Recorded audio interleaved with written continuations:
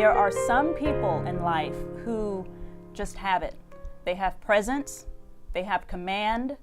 We used to call it an anointing. That's what we called it growing up in church. That sister has an anointing. Well, my guest today definitely has an anointing. I would like to introduce you to Miss Joyce James. Welcome to the show. Thank you, Charlotte. Yes, I mean that. I have seen you at work in your workshops that you do on racial equity. And there's something about you that is so relatable and beautiful and intellectual, just solid. So thank you for who you are. I want you to introduce yourself. Let us know who you are, how long you've been in Austin, and we'll get into what you do. Okay, good. So I'm Joyce James, and first of all, I'm a mother and a grandmother, and believe it or not, I even have great-grandchildren. And I'm so blessed that my mother is still alive. I'm a wife, and I've been here in Austin for the second time since 2004. I moved to Austin in, I think it was 1997, the first time, to work at State Office for Department of Family and Protective Services. And then I moved back to Beaumont, which is where I grew up in the Beaumont-Port Arthur area. I am originally from a little town called Opelousas, Louisiana, and it's near Lafayette, just in case anyone doesn't know where that is. Opelousas. Okay. Yes. My family moved from there when I was 8 years old, and I grew up in Port Arthur, graduated from high school there, went to college in Beaumont, and lived there most of my life in Southeast Texas. Nice. But you're an Austinite. You've been here for a long time. Well, since 2004, this time. Yes. Yes. What is your take on Austin, just generally as a city? Why do you stay here? Well, honestly, I stay because when I moved here, my intent was actually to work until I retired and go back to what I call home. But then my children decided that they would follow. And they really had some great opportunities when they moved here. Were able to accomplish things that they had not even envisioned in the little town where we grew up. And so once everybody followed me here, I was really proud of, how well they're doing, and decided that this was the right place for us. And so we decided that we would stay. Well, I'm glad you're here.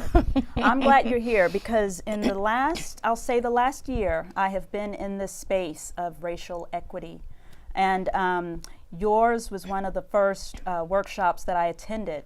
And so let's back up a little. Joyce James Consulting is your firm. What does your firm do?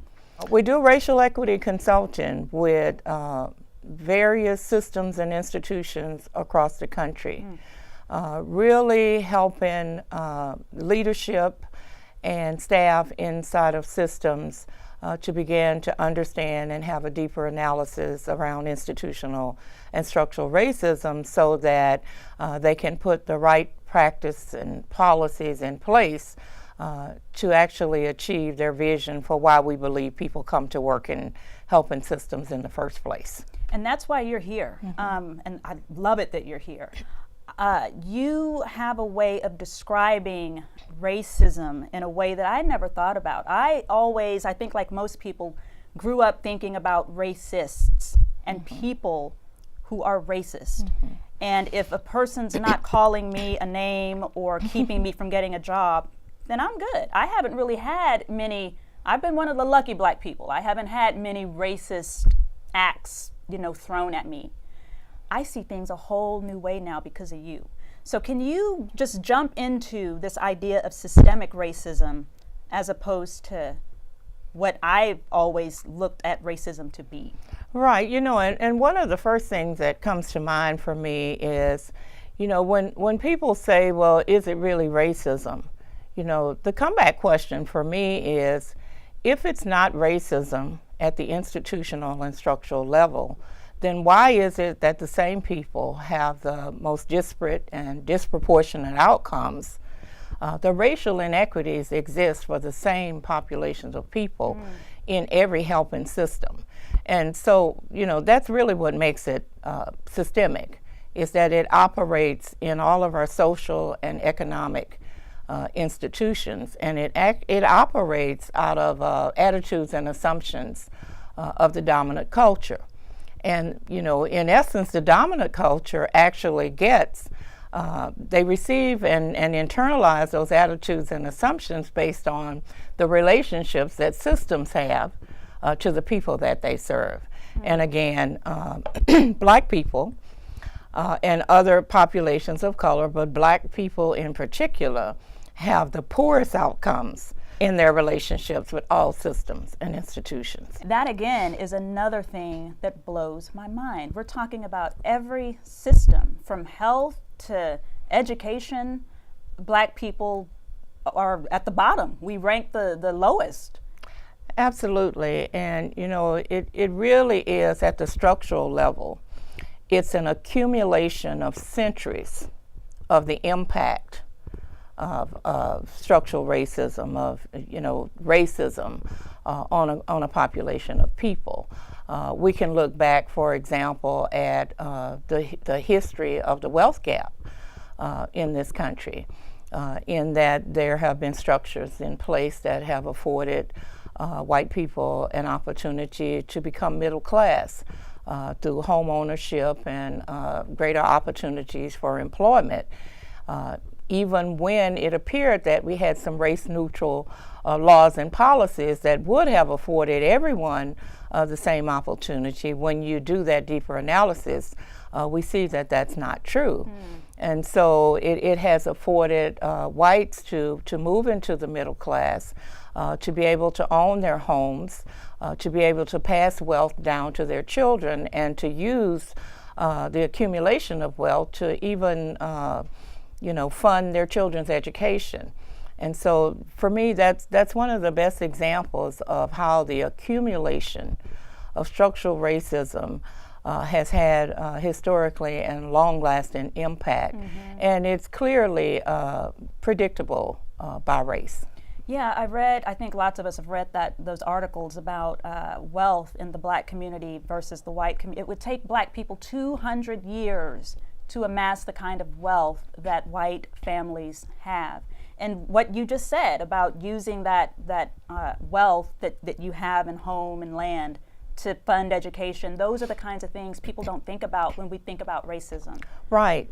And we generally think about individual acts of meanness, hatred, and bigotry. And, I have come to understand, and I just have to say, my work is very much grounded in the anti-racist principles of the People's Institute for Survival and Beyond. I believe that we always acknowledge those people who have opened doors for us and created opportunities. And so I lift up people like Ron Chisholm, who helped me to really see that if we only look for those individual acts of meanness, hatred, and bigotry, then we're really not being accountable at the institutional and systems level, because we can point to individuals and say, oh, it's about that racist person. And that lets institutions off the hook. And so my work has been about really helping institutions to understand that we could get rid of all of the people who we could point to and say they're racist, and it wouldn't change the outcomes that have lived and breathed in our systems and institutions for centuries.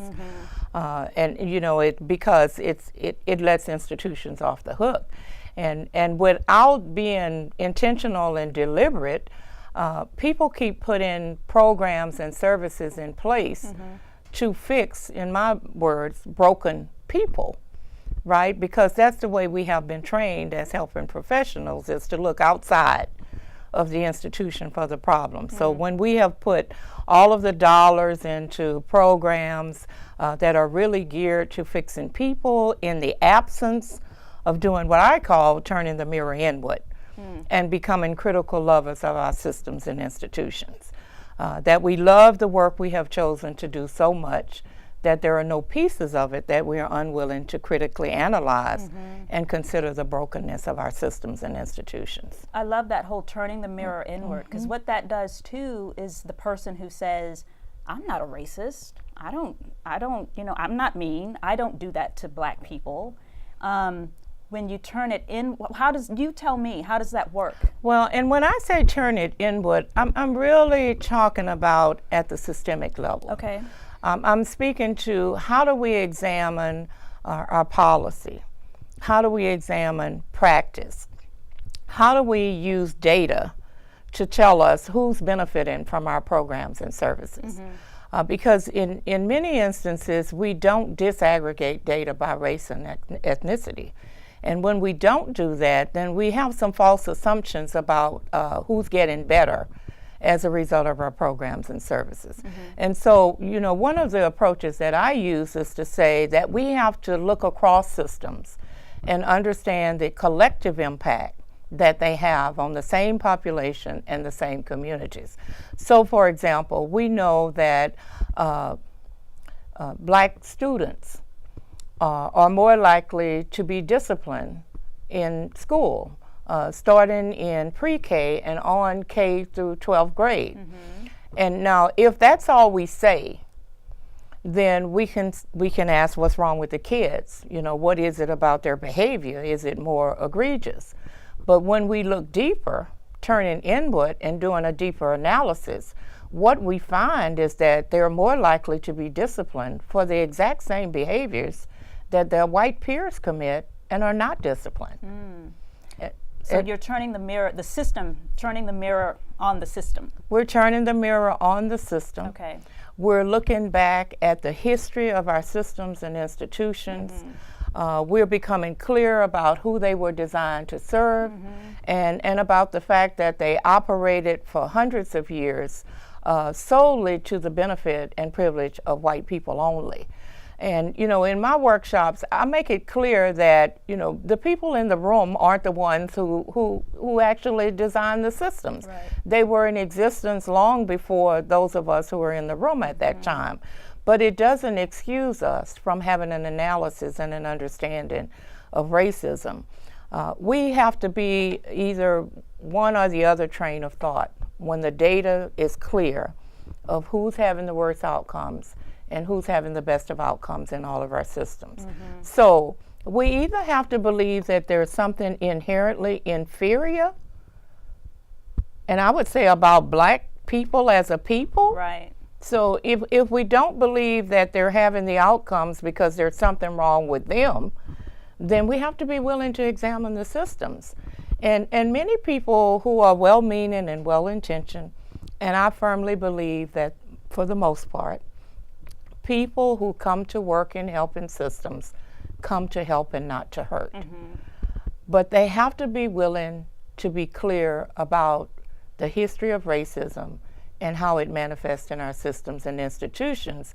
And for that reason, it stops us from achieving our vision for why we come to the work in the first place. Right, right. Yeah. Do you find that people who come, well, I've sat in one of your workshops and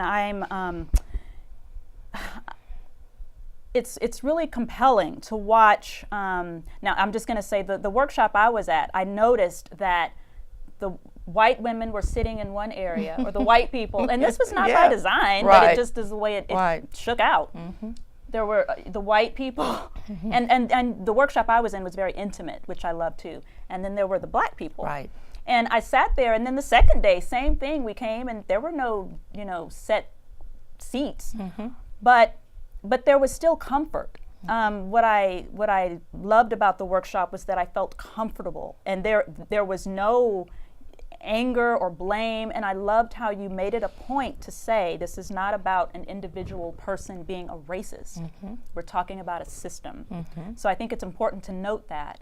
And just to say that it's not to excuse individual accountability, and I'm very clear about that too.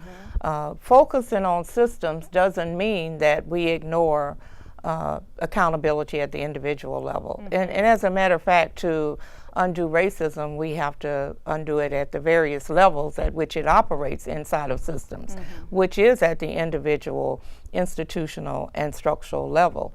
But it is the culture of the institution that allows individuals And that's one of the reasons why I don't approach it from an implicit bias point of view.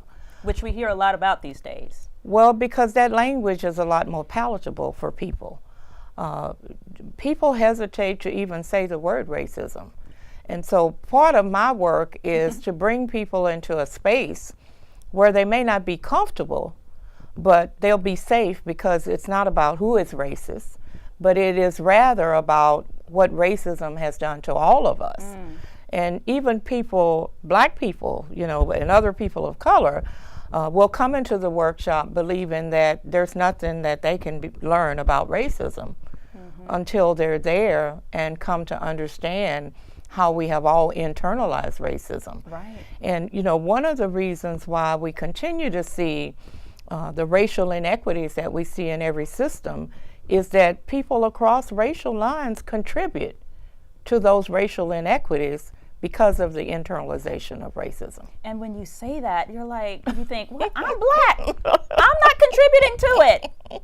But can you talk about how that is? I think it's easier to see how a white person might be contributing to the system of racism. How do people of color do that? Well, what happens in particular inside of institutions is that if the institution is not intentional and deliberate about examining the culture and racism that has lived and breathes inside of the institution, then it doesn't give any space for people inside of the institution to operate in ways that go against the structure and the culture of the institution. Now, we have been socialized around race, starting at a very, very early age. And we get messages from systems and institutions that tell us who's bad, who's smart, and we see it in the outcomes that they produce. And so if every message that I get or you get from systems and institutions is that, you know, we're not smart, or we're inferior, or we're worthless, or we're more criminal, and we see that in our relationships with institutions, then we see people who look like us through that same lens. Yeah. And, you know, it's one of the reasons why when we talk about the relationship that law enforcement has to certain communities, in many instances, it doesn't matter whether the cop is white or whether he's black. If he's been socialized to believe that his life is more in danger in a black community, then, you know, I surmise that that person is going to be more likely to feel like they need to pull their gun to protect themselves. And it's really one of the reasons why I believe that it's so critical for the professional development of staff in helping systems to include an analysis and an understanding about racism and how it impacts. That's what I'm learning. And that's, again, I use the word diabolical, that yeah, even when you're a black person, you were reared in the same system, and we have those same, you know, feelings about ourselves. Yes. You know, I've found that it's not so hard to get well-meaning people to a level of consciousness where, when they can develop their racial equity lens, see racism, that they're more than willing to begin that journey to undoing racism. One of the most profound examples that I can give in my working with large school districts is in the part of my session about how we're socialized around race. A black principal said to me, he said, "Wow," and he was becoming conscious. He said, "You know, I can think about times when I see groups of students gathering together." He said, "And I would get a different feeling in the pit of my stomach when I saw black and brown youth gathering together than when I saw white youth doing the exact same thing." Now, you know, he wasn't consciously making himself have that kind of feeling, but we have to get in touch with our consciousness. And that was a principle. That was a principle. Person in power. A person, you know, who had some power inside of the institution. And, you know, I saw it most clearly in my work when I headed Child Protective Services for the state of Texas. That I went into that work, and I do believe that you know, it's a mission. I believe that it is a ministry, and I believe that I was supposed to be there at that time. Yeah. And I had already started some of that work when I was a regional director, really trying to understand why children and families who look like me were having such a rough time in the involvement in our systems. You know, why were we disproportionately removing African American children, disproportionately having them stay in the system longer, disproportionately terminating parental rights, not being able to find adequate placement resources for them. And so I had already started to develop a model to do that work when I was a regional director, and I just believed that when the opportunity came for me to be the state director, that the purpose was that I would begin to examine institutional and structural racism and disproportionality all across the state for children, youth, and families. And we made some powerful progress in that work in Texas. And as I travel across the country and I tell people that Texas was the first state in the country to have legislation requiring Child Protective Services to address disproportionality, you know, people are really surprised. But we got unprecedented resources to do that work. And we actually worked to begin to change the culture of the system. We brought in undoing racism inside of the system. Wow. And, you know, we had funds for it. And when we were intentional and deliberate about what we were addressing, we saw some phenomenal changes occur. I'm not surprised that people are surprised that you were able to do that in Texas. We think we know what Texas is like in those areas. So how did you do that? Well, you know, I tell people that data is one of the most powerful tools that we have in examining the why of racial inequities. And the data piece of it, I started to understand and examine when I was the regional director. And when I came to Austin, that was one of the first things that I asked for, was to see data for all the regions disaggregated by race and ethnicity. And, you know, it was no surprise that I saw the same thing across the state that I had been working to address in the region where I was, the Beaumont, Port Arthur, Tyler regions that I was the regional director for. And you know, in the midst, I was the first African American to hold that position for the state of Texas. And what I tell people when they smile and say, "Oh, that's wonderful," I say, well, you know, child welfare has been around since about the 1930s. And I was the first person in 2004, which I really appreciate the privilege and honor that it afforded me to do the work that I was able to do with the help of many partners and staff and the support of legislators and even the governor's office. You know, I still have a picture in my home office of Governor Perry signing into law Senate Bill 6, which was that unprecedented legislation, and handing the pen to me that he signed it with. And so I proudly display that in my home office. But you know, what I came to understand was that it was going to be about changing the culture. And you know, we could talk for days about how that happened. Yes. But what I really want to say is that it happened because we were intentional and deliberate about addressing institutional and structural racism and about calling it that. Yeah. Yes. I would say too, and I believe that, but I would say too, you are a force of nature. So I think probably that may have had something to do with it as well. I want to circle back to one more example. You were talking about Black children and discipline and education. Can you say something briefly about another instance in health? Yes. In health, it's like that's where you would think the field is level with in hospitals, but it's not. And you know, when I think about this groundwater analysis is what I use in my workshop. And it actually, that analysis came out of the model that I developed to do the work in Child Protective Services, and then later when I headed the Center for Elimination of Disproportionality and Disparities at Health and Human Services. And so, you know, what we have to understand is that racial inequities looks the same across every system and institution, including health. And I actually had the honor and the privilege of leading the State Office of Minority Health for Texas for 3 years.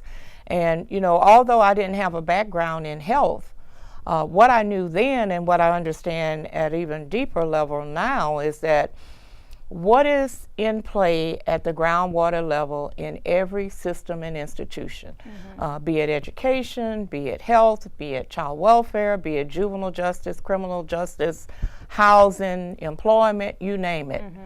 At the root of the racial inequities in every one of these systems is institutional and structural racism. And it's one of the reasons why Black women who have advanced degrees, including on up to having a PhD, have poorer birth outcomes than white women with less than a high school education. So it has nothing to do with income. We're not talking about poverty here. We're not talking about poverty. You know, I'm not saying that poverty is not a factor. Right. But when you add race to poverty, there are some different dynamics and experiences that people have. Black women and the issue around maternal health is a national crisis. Here in the Austin area, Black women are 2 times more likely to die after giving birth. Even when you consider factors related to education, income, when you make all of the factors the same. And it's true of any institution that race will predict who's going to have the best outcome and who will have the worst outcomes. Yeah, which is why race matters. It's why race matters. And it's also why we have to begin to ask the question, what is it about systems that in spite of all of the money and programs that we have put in place to fix broken people, we still are faced with the bookends? That systems are doing exactly what they were designed to do. Yeah. That white people have the best outcomes. And what I tell white people in my workshops is, you know, don't get upset about having white privilege because you didn't ask for privilege and you can't give it away. It is inherent in the design of our systems and institutions.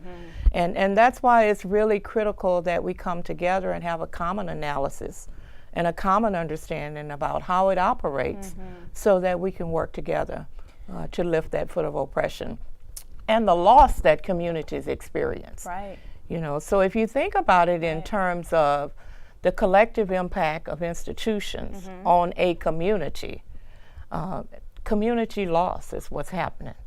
Losing children to child welfare, losing young men to juvenile justice, losing adult males to criminal justice, babies dying during their first year of birth, Black mothers being more likely to die in the 4th trimester. We have to begin to be more intentional and deliberate about addressing this issue. It's heavy. It's heavy. It's real. Which brings me to my last question for you. Well, I want to say your workshops are phenomenal. And so you go through, there are exercises, there's commentary and dialogue, and there's just video, there's so much that you offer. So I love that. I've only, again, been immersed in this space for, I'll say, a year. And I have had some evenings where it's just like, damn, you know, just, and it's heavy. Yes. You've been doing this for a long time. How do you, the toll that it takes, how do you process all of this for you personally? I know the difference that it can make. And it's what keeps me motivated, determined to continue to do the work as long as I'm able to do it. I saw the difference that it made in child welfare.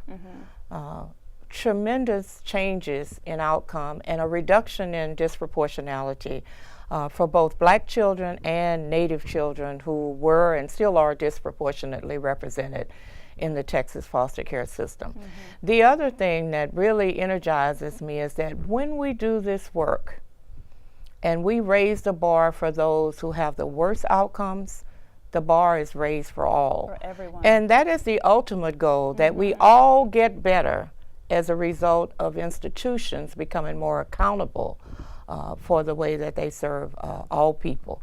I would caution people, and I do caution systems everywhere I go, that the nature and design of our systems and institutions is that they're very resistant to change because they were not designed to serve all people.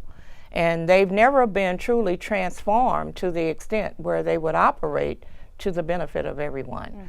And so when we are intentional and deliberate about pushing against the walls of the institution, they give. But as soon as you let up, the institution reverts back to its old way of doing business. And sadly, we're seeing some of that in the data and outcomes that we see in Child Protective Services in Texas at this point. And so we have to be ever mindful of the importance of not stopping the push against the walls because they just go back. They're that strong. They were built to operate a certain way, and you know, they're still doing what they were designed to do. Well, that's why I enjoy what you're doing, because you have a whole new way of looking at it, and I think for me personally, I think that's what it takes, a whole new system, a whole new way of looking at all of this.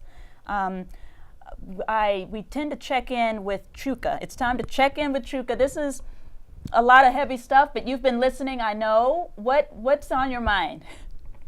Yes, indeed, it is a lot of heavy stuff. But the one thing that's registering with me is the idea of being intentional and deliberate about not only examining the system, but creating practices and building community and consensus about how to move forward in terms of creating some sort of change. And understanding, you know, the other thing that I'm taking a lot from this is understanding one's place along that continuum of history, understanding what came before, what the intentions of the systems that we're operating in are, and really having that sort of context when we make the decisions that we're going to make to move forward. You know, and if I might just say that we cannot transform systems in isolation of the voices of the people whose lives are so profoundly impacted by their relationship with the system. And so, you know, one of the other components of the model is that we have to engage the community. We cannot assume that those of us who work inside of systems have all the answers about what people need, even though that's well-meaning. Through my experience throughout the years, I have found that people know best what they need if we genuinely invite them into that space to be a part of developing the solutions with us. Which does not typically happen. Right. Beautiful point. So as we close, a main part of this show is people who come on, who are doing great work like you are.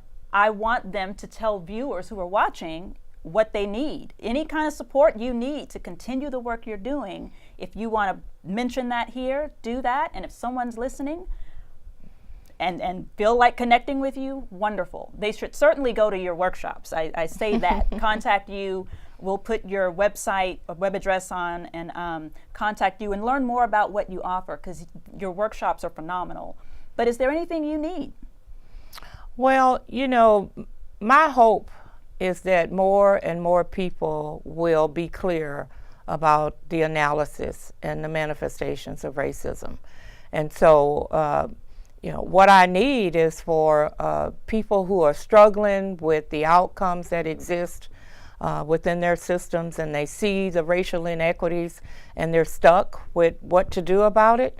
to call me or another expert in this area and allow us to come in a way that's not about pointing fingers and laying blame, but rather it's about beginning a journey towards developing that racial equity lens and becoming conscious and recognizing that when well-meaning people become conscious and develop the racial equity lens that I see in my work all across the country.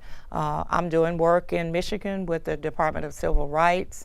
I'm working in Allegheny County. I've been working there for 4 years.